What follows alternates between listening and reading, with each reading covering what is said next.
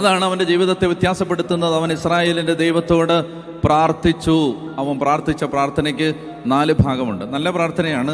എല്ലാ ദിവസവും ചൊല്ലിയാൽ ജീവിതം അടിമുടി മാറുന്നൊരു പ്രാർത്ഥനയാണ്. മക്കളെയൊക്കെ മനസ്സിൽ കണ്ടിട്ട് മക്കളുടെയൊക്കെ പേര് പറഞ്ഞിട്ട് ഈ പ്രാർത്ഥന മാതാപിതാക്കന്മാർ ചൊല്ലണം.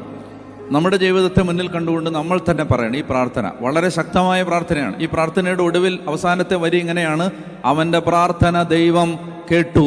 അവൻ്റെ പ്രാർത്ഥന ദൈവം കേട്ടു. കേട്ടു എന്ന് ബൈബിളിൽ എഴുതി വെച്ചിട്ടുണ്ടെങ്കിൽ ഇത് ലോകത്തെവിടെയിരുന്ന് ആര് പ്രാർത്ഥിച്ചാലും ദൈവം കേൾക്കുന്നൊരു പ്രാർത്ഥനയാണിത്. അപ്പൊ അതുകൊണ്ട് എന്താണ് അവൻ്റെ പ്രാർത്ഥന? അവൻ ഇസ്രായേലിന്റെ ദൈവത്തോട് പ്രാർത്ഥിച്ചു. എന്താണ് പ്രാർത്ഥന? ദൈവമേ, അങ്ങ് എന്നെ അനുഗ്രഹിച്ച് എൻ്റെ അതിരുകൾ വിസ്തൃതമാക്കണമേ. യെശയ്യാ 54 ഇതാ വായിച്ചത്. എന്താണ്? നിന്റെ കൂടാരത്തിന്റെ അതിരുകൾ വിസ്തൃതമാക്കുക. ഇതാണ് അവൻ പ്രാർത്ഥിച്ചത്. ദൈവമേ, എൻ്റെ അതിരുകൾ, എന്നെ അനുഗ്രഹിച്ച് എൻ്റെ അതിരുകൾ വിസ്തൃതമാക്കണം.